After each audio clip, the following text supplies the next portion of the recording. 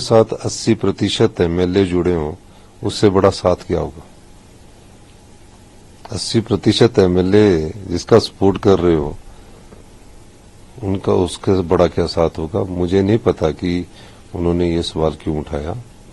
और प्रदेश की अध्यक्षा है हमारी, और ये जानकारी रखती होगी। लेकिन सर, इसी सीएम हाउस पे जो प्रेस कॉन्फ्रेंस हुई थी, मीडिया के सामने जो तस्वीर आई, बहुत कंफर्टेबल मूड में आप मैडम प्रतिभा सिंह जी के साथ यहाँ थे।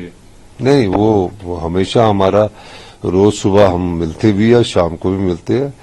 एक हमारा अपना संबंध तो है ही है, राजनीतिक संबंध भी है, तो ऐसी कोई बात नहीं है। उसमें कई बार किस संदर्भ में उठाया होगा, वो मुझे इस बारे में जानकारी, संदर्भ भी पता होना चाहिए ना।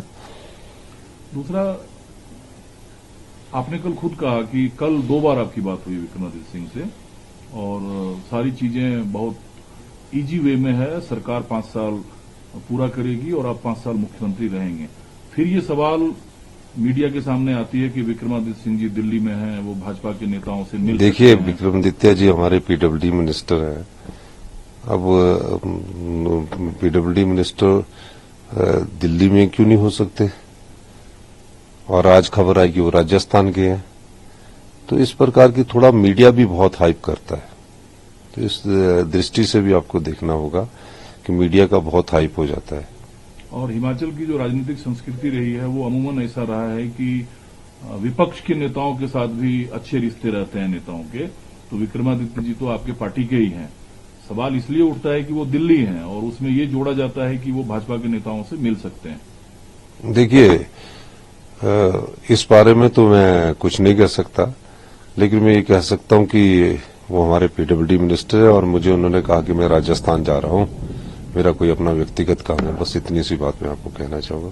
दूसरा, ये बीजेपी का एक आरोप है कि सीएम साहब जो हैं, वो कांग्रेस के कुछ एमएलए को प्रोटोकॉल से बाहर सुरक्षा दे रहे हैं। भाजपा को आपत्ति है आपके इस फैसले से, क्या इसमें सच्चाई है? देखिए, भारतीय जनता पार्टी ने खरीदो फरोख्त की है।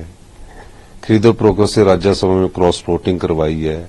उन एमएलए को ये भी बोला, जिस एमएलए के साथ हम संपर्क में हैं, कि इससे आप पार्टी से निष्कासित नहीं होंगे। तो अभी उनके साथ हमारी बातचीत चल रही है। जो लोग इस प्रकार की बातें करते हैं, और ये तो विपक्ष के काम आरोप लगाना है, और आरोप वो लगाते रहेंगे। लेकिन मार्जिन बड़ा है सर, भाजपा और कांग्रेस की जीत का जो मार्जिन है वो बड़ा है। तो कैसे ये संभव है, जब जयराम जी ये कहते हैं कि आप रात को जब सोएंगे सुबह उठेंगे तो पता नहीं चलेगा सरकार है या नहीं है? इस बात का तो जवाब वही दे सकते हैं। धन्यवाद। आधार है उनके पास कोई? इस बात का जवाब तो वही दे सकते हैं, हमारे पास तो पूरी मेजोरिटी है। धन्यवाद। एक सवाल सर और है, ये खबरें आ रही है कि विक्रमादित्य सिंह जी वीरभद्र सिंह जी के नाम से आईएनसी को तोड़कर पार्टी बना सकते हैं। आपके पास कोई जानकारी है ऐसी? नहीं, मुझे पास ऐसी कोई जानकारी नहीं है। ऐसी कोई जानकारी नहीं है। आप कोई फ्लोर सेशन शॉर्ट में कोई सेशन ला सकते हैं फिर? नहीं, अभी कोई ऐसी बात नहीं है। Thank you. ऐसी कोई आपकी मंशा नहीं है। और ये जो कहा गया सर कि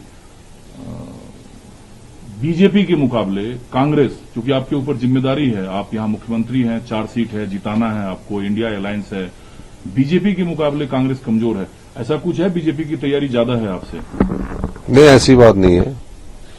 कुछ एक इच्छाएं मंत्रियों की जो गए, उनकी इच्छाएं पूरी नहीं हो सकी। संविधान के दायरे में पूरी हो सकती थी। कोई मंत्री बनना चाहता था, कोई मंत्री नहीं रहना चाहता, रहना नहीं चाहता, तो उसको हटा सकते थे। लेकिन मंत्री बनने की एक पोस्ट थी, उसमें 2 आदमी नहीं होने चाहिए थे। और मेरा कहने का मतलब कि अभी तो पूरी कांग्रेस हमारी जो रहे हैं वो इकट्ठी है, और निश्चित तौर पर हमारी सरकार 5 साल चलेगी। धन्यवाद। हिमाचल में हरदम वीरभद्र सिंह परिवार के खिलाफ चुनाव लड़ी है भाजपा, लेकिन कैसे उसी परिवार से फिर भाजपा अपने साथ लाना चाहते हैं लोगों को? आपने देखा होगा बीजेपी अमूमन उस ये सवाल तो देखिए, ये तो मुझे पता ही नहीं कि आपको सवाल क्यों किस संदर्भ में पूछ रहे हैं। जयराम जी बार बार कहते हैं, लेकिन